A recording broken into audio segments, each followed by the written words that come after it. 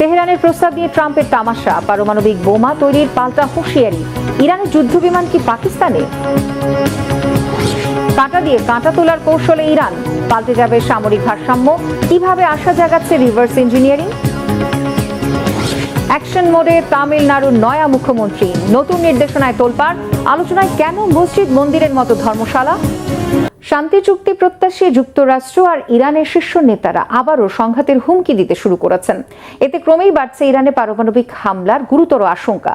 ট্রিগারে আঙুল আছে উল্লেখ করে ওয়াশিংটনকে শুধু সতর্ক করাই নয়, প্রয়োজনে পারমাণবিক বোমা বানানোর হুমকি দিয়েছে তেহরান। এমন অবস্থায় হতাশাগ্রস্ত যুক্তরাষ্ট্রের প্রেসিডেন্ট ডোনাল্ড ট্রাম্প আবার হামলার নির্দেশ দিয়ে বসতে পারেন উল্লেখ করে বিশ্লেষণী প্রতিবেদন প্রকাশ করেছে একাধিক মার্কিন গণমাধ্যম। এদিকে রাওয়ালপিন্ডিতে ইরানের যুদ্ধ বিমান লুকানোর অভিযোগ উঠেছে মধ্যস্থতাকারী পাকিস্তানের বিরুদ্ধে। কি জবাব দিল ইসলামাবাদ? কোন দিকে এগুচ্ছে ইরানের যুদ্ধবিরতির ভবিষ্যৎ? বিস্তারিত সানজিদা ইসলাম তন্নির রিপোর্টে। 4 দিন পর্যালোচনার পর যুক্তরাষ্ট্রের পাঠানো সমঝোতা স্মারকের জবাবে ইরানের পাল্টা শান্তি প্রস্তাব পুরোপুরি অগ্রহণযোগ্য ঘোষণা করে দিয়েছেন আগেই। এবার ইরানে চলমান যুদ্ধবিরতি নিয়ে উপহাস করলেন মার্কিন প্রেসিডেন্ট ডোনাল্ড ট্রাম্প। বলেছেন, তেহরানের অযৌক্তিক শর্তের কারণে যুদ্ধবিরতি এখন লাইফ সাপোর্টে। এখানেই শেষ নয়, ইরানে আরও বড় আগ্রাসন শুরুর ইঙ্গিতও দিয়েছেন মার্কিন প্রেসিডেন্ট। বরাবরই ছেড়ে দেওয়ার পাত্র নয় ইরান, যে কোনো ধরনের আগ্রাসনের দাঁত ভাঙা জবাব দেওয়ার হুঁশিয়ারি দিয়েছেন ইরানের পার্লামেন্টের স্পিকার বাঘের গালিবাফ। বলেছেন, যুদ্ধ বন্ধ করতে ওয়াশিংটনের তরফ থেকে পাঠাতে হবে যৌক্তিক প্রস্তাব। তবে কি শান্তি চুক্তির খুব কাছাকাছি পৌঁছেও শেষ পর্যন্ত ব্যর্থ হলো যুক্তরাষ্ট্র ও ইরান? ভেস্তে গেল মধ্যস্থতাকারী পাকিস্তানের সব চেষ্টা? শিগগিরই কি আবার যুদ্ধ শুরু হবে? গত সপ্তাহে মধ্যস্থতাকারী পাকিস্তান জানিয়েছিল শান্তি চুক্তিতে পৌঁছানোর খুব কাছাকাছি রয়েছে যুক্তরাষ্ট্র ইরান। এক পাতার সমঝোতা স্মারক সই হতে পারে বলেও জানিয়েছিল পাকিস্তানের দুটি সূত্র। শেষ পর্যন্ত ঐকমত্যে পৌঁছানোর পরিবর্তে আবারও মতবিরোধে জড়িয়েছে শান্তি চুক্তির প্রধান দুই পক্ষ। সমঝোতা স্মারকের বিষয়ে তেহরানের প্রতিক্রিয়া নিয়ে বিদ্রূপ করেছেন মার্কিন প্রেসিডেন্ট ট্রাম্প। বলেছেন, যুদ্ধবিরতিকে ইরান সবচেয়ে দুর্বল অবস্থায় টেনে নিয়ে গেছে। এই মুহূর্তে যুদ্ধবিরতি অবিশ্বাস্যভাবে দুর্বল। ডাক্তারি ভাষায় বলা যায় ম্যাসিভ লাইফ সাপোর্ট। পরিস্থিতিটা এমন যেখানে ডাক্তার এসে বলেন, স্যার, আপনার প্রিয়জনের বেঁচে থাকার সম্ভাবনা মাত্র 1%। এর জন্য ইরান দায়ী। তারা শান্তি প্রস্তাবের জবাবে আমাদের কাছে যে আবর্জনা পাঠিয়েছে, আমি সেটা পুরোটা পড়িনি। এটা পড়া মানে সময় নষ্ট করা।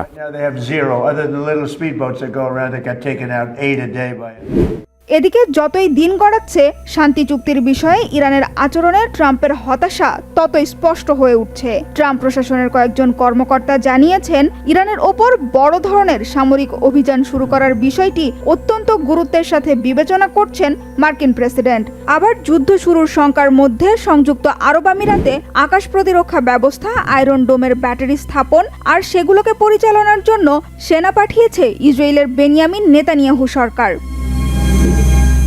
যদিও নতুন করে হামলা শুরুর শঙ্কার মধ্যেও নির্ভীক ইরান, যুক্তরাষ্ট্রকে বিস্ময়কর জবাব দিতে প্রস্তুতির কথাও জানিয়েছে তেহরান। সামাজিক মাধ্যমে দেয়া সতর্কবার্তায় দেশটির পার্লামেন্টের স্পিকার বাঘের গালিবাফ জানিয়েছেন, শত্রুদের দাঁত ভাঙা জবাব দিতে ট্রিগারে আঙুল রেখে প্রস্তুত ইরানের সেনারা। আবার হামলার শিকার হলে ইরান তাদের পারমাণবিক কর্মসূচি আরও জোরদার করতে পারে বলে হুঁশিয়ার করেছেন দেশটির পার্লামেন্টের পররাষ্ট্রনীতি ও জাতীয় নিরাপত্তা কমিটির মুখপাত্র ইব্রাহিম রেজাই। সামাজিক মাধ্যমে রেজাই লিখেছেন, নতুন করে হামলা হলে ইরানের অন্যতম বিকল্প হতে পারে 90% পর্যন্ত সমৃদ্ধ করা ইউরেনিয়ামের উপযুক্ত ব্যবহার, যা পারমাণবিক বোমা তৈরির উপযোগী মাত্রা হিসেবে পরিচিত। এদিকে তেহরান ও ওয়াশিংটনের মধ্যে কূটনৈতিক মধ্যস্থতাকারীর ভূমিকা পালনের পাশাপাশি পাকিস্তান গোপনে ইরানের সামরিক বিমান নিজেদের বিমান ঘাঁটিতে রাখার অনুমতি দিয়েছিল বলে দাবি করেছেন একাধিক মার্কিন কর্মকর্তা। এ বিষয়ে প্রতিবেদন প্রকাশ করেছে যুক্তরাষ্ট্রের একাধিক সংবাদ মাধ্যম। এসব প্রতিবেদনকে বিভ্রান্তিকর আর অতিরঞ্জিত বলে প্রত্যাখ্যান করেছে পাকিস্তানের পররাষ্ট্র মন্ত্রণালয়। এদিকে আগ্রাসী মার্কিন বাহিনীকে পাল্টা মার দিতে এবার কাঁটা দিয়ে কাঁটা তোলার পরিকল্পনা হাতে নিয়েছে ইরান। এতে গুরুত্বপূর্ণ ভূমিকা রাখতে যাচ্ছে ইরানের বিভিন্ন প্রান্ত থেকে উদ্ধার করা যুক্তরাষ্ট্র এবং ইসরায়েলের অবিস্ফোরিত বোমা আর ক্ষেপণাস্ত্র। রিভার্স ইঞ্জিনিয়ারিং এর মাধ্যমে ইরানের অস্ত্রের আধুনিকায়নের সামরিক সক্ষমতা বাড়ানোর সুযোগ করে দিয়েছে হাতে আসা এসব অস্ত্রের বিশ্লেষণ। এটি সফল হলে ইরানের রণকৌশলই শুধু পাল্টাবে না, পাল্টে যেতে পারে বৈশ্বিক সামরিক ভারসাম্য। হিজল জোবায়েরের ডেস্ক রিপোর্টে বিস্তারিত। ইরানে হামলায় ব্যবহৃত যুক্তরাষ্ট্র ও ইসরায়েলের অবিস্ফোরিত ক্ষেপণাস্ত্র, বোমা ও অস্ত্র সরঞ্জাম উস্কে দিয়েছে সামরিক প্রযুক্তির প্রতিযোগিতা। দেশব্যাপী ছড়িয়ে ছিটিয়ে থাকা মার্কিন ইসরায়েলি এসব অস্ত্রকে এখন বড় কৌশলগত সুযোগ হিসেবে দেখছে তেহরান। ইরানি গণমাধ্যম ও বিশ্লেষকদের মতে এসব অস্ত্র ভবিষ্যতে ইরানের সামরিক শক্তি আরও বাড়ানোর সম্ভাব্য উৎস। ইরানের রাষ্ট্রীয় সম্প্রচার মাধ্যম প্রেস টিভির তথ্য অনুযায়ী হরমোজগান প্রদেশে সম্প্রতি 15টি ভারী মার্কিন ক্ষেপণাস্ত্র নিষ্ক্রিয় করেছে দেশটির ইসলামী বিপ্লবী গার্ড বাহিনী IRGC। পরে সেগুলো প্রযুক্তিগত বিশ্লেষণ ও রিভার্স ইঞ্জিনিয়ারিং এর জন্য গবেষণা ইউনিটের কাছে পাঠানো হয়। উদ্ধার হওয়া অস্ত্রের মধ্যে একটি GBU-57 বাংকার বাস্টার বোমাও রয়েছে বলে জানানো হয়েছে। এই বাংকার বাস্টার বোমা যুক্তরাষ্ট্রের সবচেয়ে শক্তিশালী অস্ত্রগুলোর একটি। প্রায় 13,000 কেজি ওজনের এ বোমা ভূগর্ভস্থ শক্তিশালী স্থাপনায় আঘাত হানার জন্য তৈরি। এটি 60 ফুট কংক্রিট ও প্রায় 200 ফুট মাটি ভেদ করে বিস্ফোরণ ঘটাতে সক্ষম। এখন এগুলোর রিভার্স ইঞ্জিনিয়ারিং চলছে বলে জানাচ্ছে ইরানি বিভিন্ন সূত্র। রিভার্স ইঞ্জিনিয়ারিং এমন একটি প্রক্রিয়া যেখানে কোনো অস্ত্র বা প্রযুক্তিকে ধাপে ধাপে খুলে তার নকশা, কার্যপ্রণালী ও প্রযুক্তিগত গঠন বিশ্লেষণ করা হয়। এরপর সেই জ্ঞান ব্যবহার করে একই ধরনের প্রযুক্তি বা অস্ত্র তৈরির চেষ্টা চালানো হয়। এই ক্ষেত্রে দীর্ঘদিন ধরেই দক্ষতার পরিচয় দিয়ে আসছে ইরান। ইরানের স্টুডেন্ট নিউজ নেটওয়ার্ক অবিস্ফোরিত মার্কিন ও ইসরায়েলি অস্ত্র হাতে পাওয়াকে শত্রু শিবিরের জন্য বড় ধরনের কেলেঙ্কারি বলে উল্লেখ করেছে। তারা বলছে, যুদ্ধক্ষেত্র এখন ইরানের প্রতিরক্ষা শিল্পের জন্য কার্যত একটি গবেষণাগারে পরিণত হয়েছে। সামনে এনেছে শত্রুপক্ষের উন্নত প্রযুক্তি বিশ্লেষণ করে তা নিজেদের প্রয়োজনে ব্যবহার করার সুযোগ। প্রতিবেদনটিতে এ নিয়ে পশ্চিমা বিশ্লেষকদের উদ্বেগের কথা উল্লেখ করা হয়। পশ্চিমাদের আশঙ্কা, ইরান উন্নত মার্কিন ও ইসরায়েলি অস্ত্রের প্রযুক্তিগত কাঠামো ও কোড বিশ্লেষণে উল্লেখযোগ্য অগ্রগতি অর্জন করতে পারে। ইরানি গণমাধ্যম বলছে, পশ্চিমা নিষেধাজ্ঞার কারণে বহু বছর ধরেই রিভার্স ইঞ্জিনিয়ারিং ইরানের প্রতিরক্ষা কৌশলের গুরুত্বপূর্ণ অংশ। অতীতে মার্কিন হক ক্ষেপণাস্ত্রের প্রযুক্তি অনুকরণ এবং 2011 সালে আটক করা RQ-170 ড্রোন বিশ্লেষণের অভিজ্ঞতাও তুলে ধরা হয়েছে প্রতিবেদনে। পরে সেই প্রযুক্তির ভিত্তিতেই ইরান নিজস্ব ড্রোন তৈরি করে। ইরানের কট্টরপন্থী মহল বিষয়টিকে বড় সাফল্য হিসেবে তুলে ধরে বলছে, রিভার্স ইঞ্জিনিয়ারিং এর মাধ্যমে পাওয়া প্রযুক্তি চীন ও রাশিয়ার মতো মিত্র দেশগুলোর সঙ্গে ভাগ করে নেওয়া উচিত। চলমান সংঘাতে টমাহক ক্ষেপণাস্ত্র, AGM-158 মিসাইল এবং MQ-9 ড্রোন সহ বিভিন্ন মার্কিন অস্ত্র ইরানের হাতে এসেছে। ইরানের কট্টরপন্থীরা রাষ্ট্রীয় টেলিভিশন সহ বিভিন্ন সংবাদ মাধ্যমে মতামত জানাতে গিয়ে বলছে, রিভার্স ইঞ্জিনিয়ারিং এর মাধ্যমে ইরান একদিন আমেরিকার এসব ক্ষেপণাস্ত্র ও বোমা উৎপাদন করে আমেরিকাকেই ফিরিয়ে দেবে। বিশ্লেষকরা মনে করছেন, এসব অস্ত্র বিশ্লেষণের মাধ্যমে মার্কিন সামরিক প্রযুক্তির অনেক গুরুত্বপূর্ণ ও গোপন তথ্য উন্মোচন করবে ইরান। যদি ইরান এসব অস্ত্রের প্রযুক্তিগত কাঠামো সফলভাবে বুঝে ফেলতে পারে, তাহলে ভবিষ্যতে মার্কিন হামলা মোকাবেলায় তাদের সক্ষমতা আরও বাড়বে। একই সঙ্গে বৈশ্বিক সামরিক ভারসাম্যেও এর প্রভাব পড়বে বলে অভিমত বিশ্লেষকদের। সব মিলিয়ে যুদ্ধক্ষেত্রে পড়ে থাকা অবিস্ফোরিত মার্কিন অস্ত্রগুলো এখন নেহাতি ধ্বংসের প্রতীক নয়, বরং তা পরিণত হয়েছে সামরিক প্রভাব বিস্তারের নতুন লড়াইয়ে। রূপালী পর্দায় অভিনয় নয়, এবার বাস্তবিক অর্থেই অ্যাকশন মোড়ে ভারতীয় দক্ষিণী চলচ্চিত্রের সুপারস্টার থালাপতি বিজয়।